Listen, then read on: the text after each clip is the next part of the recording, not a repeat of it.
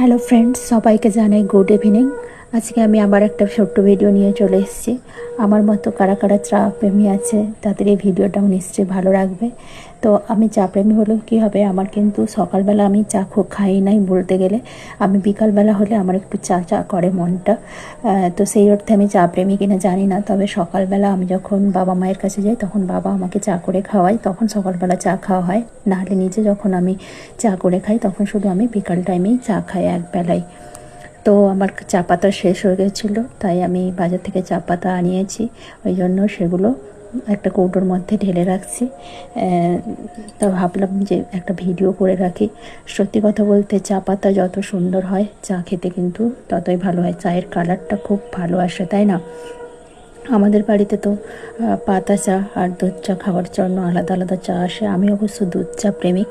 আমার আবার হচ্ছে পাতা চা, আমার আবার ওই লাল চা খেতে ভালো লাগে না। আমি একবেলাই চা খাই, কিন্তু ভীষণ গাঢ় দুধ দিয়ে আর একটু মিষ্টি বেশি দিয়েই চা খাই। আমার খুব ভালো লাগে দুধ চা খেতে। এই জন্য আমার বাবা হচ্ছে, যখন আমি বাবার কাছে যাই তখন বাবারা সকালবেলা এমনিতেই চা খায়। আমি গেলে বাবা জানে আমার মেয়ে দুধ চা ছাড়া পছন্দ করে না, তখন সকাল বিকাল দুবেলাই দুধ চা হয়।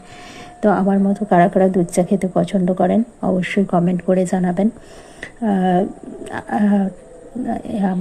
এই যে আমি হচ্ছে এই গোল্ড এটা নেই, দোকানে হচ্ছে বড় প্যাকেট ছিল না বলে তাই এগুলো 3-4টা প্যাকেট আনা হয়েছে।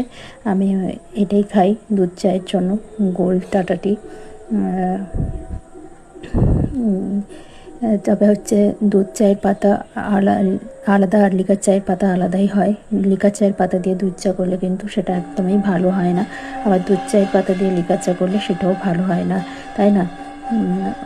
ওই জন্য আর চায়ের কোয়ালিটি যত ভালো হবে, চা পাতার কোয়ালিটি যত ভালো হবে চায়ের স্বাদও তত ভালো হবে, তাই না? এই যে আপনাদের সঙ্গে কথা বলতে বলতে আমার প্যাকেট থেকে চাগুলো কৌটোর মধ্যে ঢোকানো হয়ে গেল।